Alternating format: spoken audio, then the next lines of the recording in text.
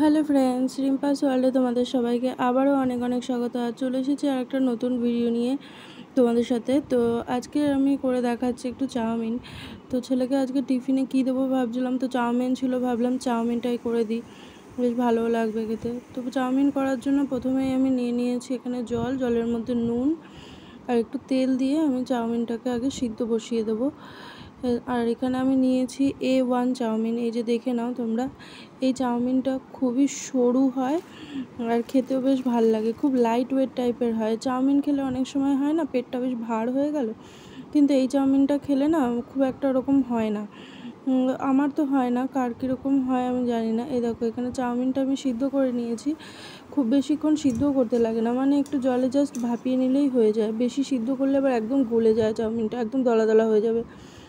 তো সেই অনুপাতেই তোমরা চাউমিনটাকে এরকম হালকা করে একটু সেদ্ধ করে নেবে।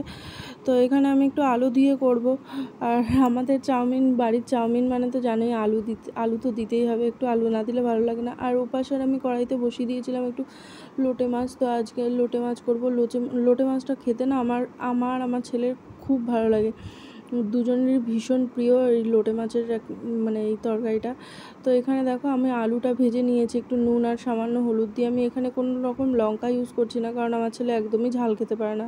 তা আবার স্কুলে টিফিনে দেবো, একটু ঝাল হয়ে গেলে ওখানে যে কী অবস্থা করবে তার ঠিক নেই। তো সেই জন্য আমি ঝাল খুব একটা দিচ্ছি না।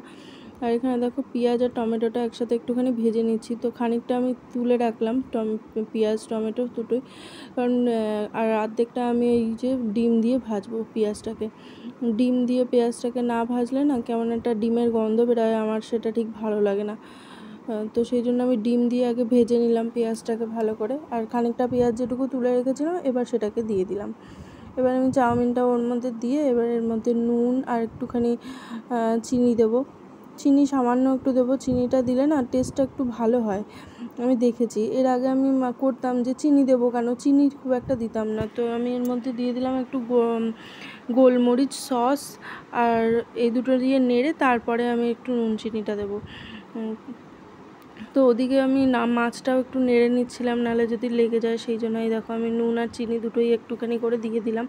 নুন খুব বেশি দেওয়ার দরকার নেই, কারণ নুনটা তো আমাদের সিদ্ধর সময় দিয়েছি, তারপরে আলু ভেজেছি যখন দিয়েছি, তারপরে কী বলে ডিম ভেজেছি যখন তখনও একটুখানি নুন দিয়েছি। তো খুব বেশি নুন দেওয়ার দরকার নেই, তোমরা পারলে চেখে তারপরে দেবে। এখানে দেখো আমার চাউমিনটা রেডি হয়ে গেছে, খুব সহজে খুবই তাড়াতাড়ি হয়ে যায়। আর এই দেখো আমি ছেলের টিফিনও গুছিয়ে নিয়েছি।